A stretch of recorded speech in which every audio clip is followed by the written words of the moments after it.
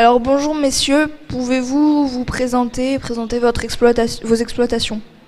Oui, bonjour. Je m'appelle Monsieur Rosa Alain. Je suis producteur sur le bassin de Carpentras, en fraises et en raisin de bouche.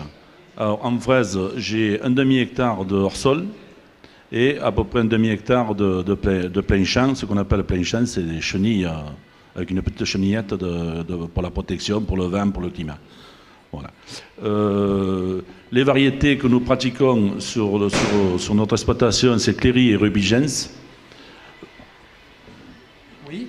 Et peut-être Monsieur Guindrandi voudra se présenter avant que nous évoquions la technique fraise. Oui, alors bonjour, moi c'est Monsieur Guindrandi Vincent, sur le bassin de Carpentras aussi.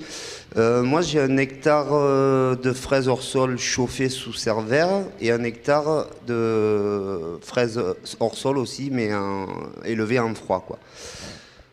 C'est tout. D'accord. Donc tous les deux producteurs de fraises à Carpentras, vous défendez les couleurs de la fraise de Carpentras. Je vous propose, avant de passer aux questions un peu plus techniques sur la culture de la fraise, la culture plein champ, la culture hors sol, de visionner un reportage que nous avons fait avec les élèves du lycée agricole Louis Giraud. Et ensuite, nous parlerons fraises à Carpentras et mode de culture.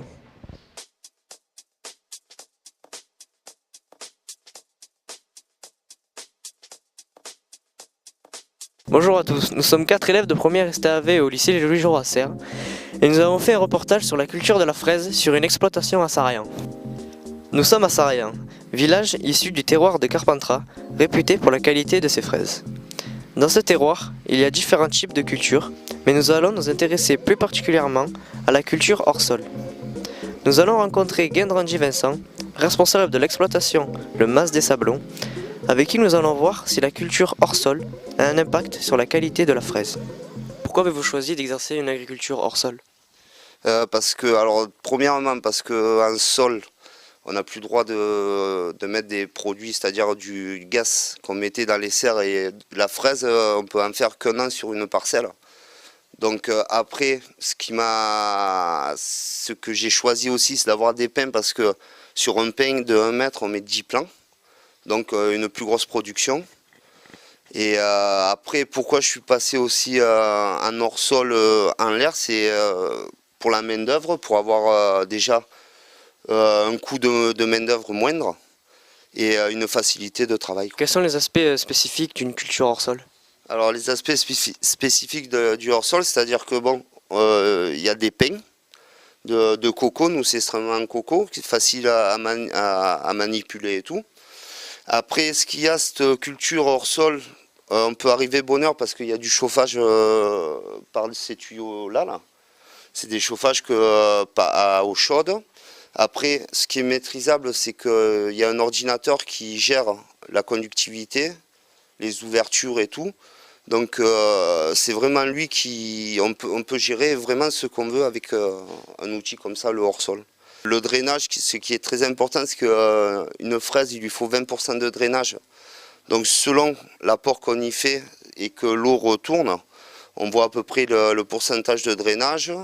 Après, ce qu'il y a, c'est qu'on travaille avec un évaporamètre aussi et solarimètre, que quand c'est nuageux, la plante a besoin de moins d'eau, donc elle consommera moins, donc il faut moins injecter. Et si, mettons comme aujourd'hui qui fait un temps ensoleillé, alors, au lieu de faire 10 arrosages par jour, ça peut passer à 15-20 arrosages, quoi. En quoi consiste la lutte raisonnée ? Alors la lutte raisonnée, pour moi je ne suis pas bio. C'est-à-dire la lutte raisonnée, je vais limiter tout ce qui est produits chimiques. C'est-à-dire pour tuer tout ce qui est aleurodes, pucerons, trips, araignées. On lâche des petits sachets d'auxiliaires qui vont faire le boulot du traitement chimique. Comment utilisez-vous un sachet de mini-élevage ? Donc voilà, les sachets mini-élevage, ce sont des sachets qui vont permettre donc, le développement et le relargage pendant 6 semaines en culture des fameux prédateurs. Le sachet en fait est composé d'un mélange de son avec le prédateur et sa proie. On va tout simplement l'éclipser en culture à l'ombre Et pendant 6 semaines, nos acariens prédateurs vont diffuser et coloniser les cultures et tout simplement permettre une protection complète contre le TRIPS en fraisier. Expliquez-nous un peu l'activité de la lutte intégrée. Donc en fraisier essentiellement, l'activité lutte intégrée est développée pour tout ce qui est des problématiques d'agriculture durable, donc la gestion de plus en plus responsable de l'agriculture, essayer de diminuer notamment tout ce qui est insecticides en culture de fraisier. En fraisier spécifiquement, on va lutter contre tout ce qui est problème de TRIPS avec l'utilisation d'acariens prédateurs, donc Amblysseus cucumeris et Amblysseus swirsky, comme vous avez vu dans les sachets aujourd'hui. Et parallèlement, on fait également tout ce qui est lutte puceron, avec essentiellement tout ce qui est lâché de parasitoïdes de pucerons. Donc ce sont des petites guêpes.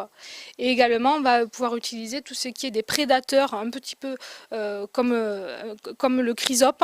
Alors savoir que les prédateurs, c'est un peu comme ce qu'on connaît sur la coccinelle, le plus connu, qui va venir directement consommer et tuer les pucerons directement en culture.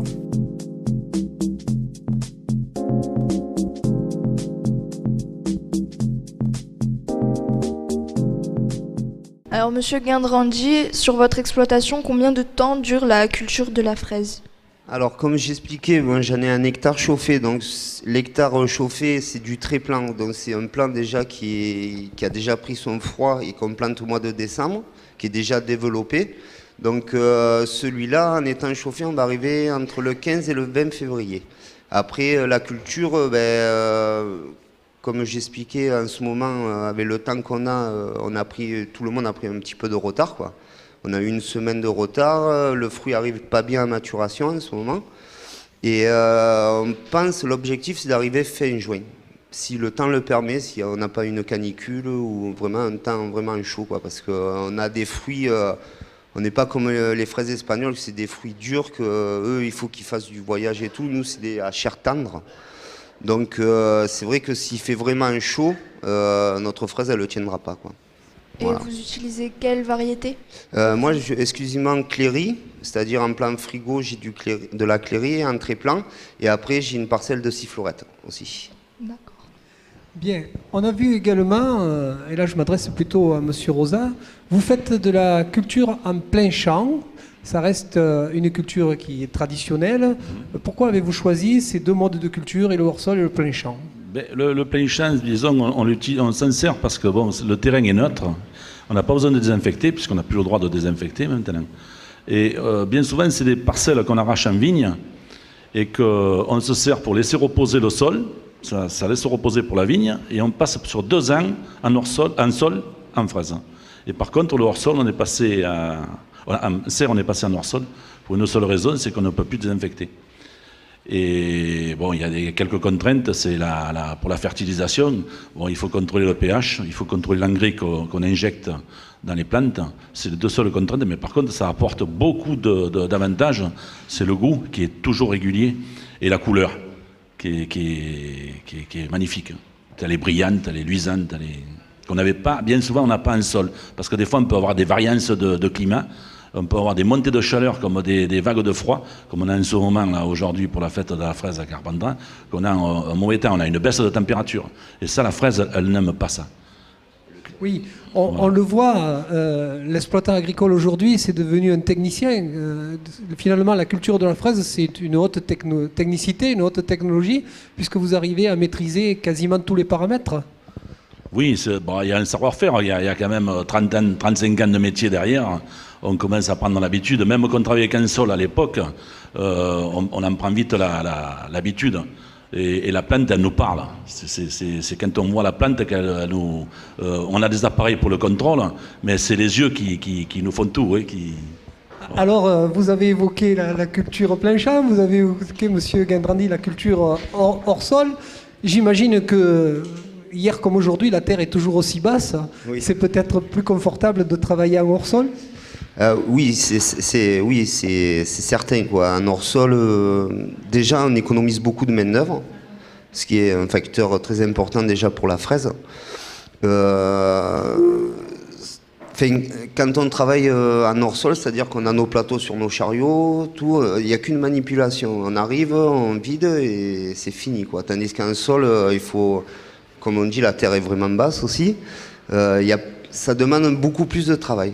C'est-à-dire que 1000 mètres carrés ramassés en sol, si mettons un exemple, vous allez mettre 4 ou 5 heures, en hors-sol, 1000 mètres carrés, on va mettre 2 heures à peine, quoi, pour ramasser. D'accord. Et l'un comme l'autre, pour commercialiser, vous commercialisez localement ou vous exportez vos productions? Moi, je fais un peu du local, mais après, non, beaucoup d'export. Enfin, j'amène chez un expéditeur, quoi. Et Monsieur Rosa? Moi, principalement, c'est le marché de proximité. Ce qu'on appelle un marché de proximité, c'est les forains qui sont sur les villes ou les villages. Et un peu, je sers aussi un petit peu les petites supérettes et l'expédition, la grande surface. Que l'expédition travaille avec la grande surface. Voilà. Eh bien, merci à tous les deux de nous avoir éclairés sur la culture de la fraise. Je vous remercie. Merci.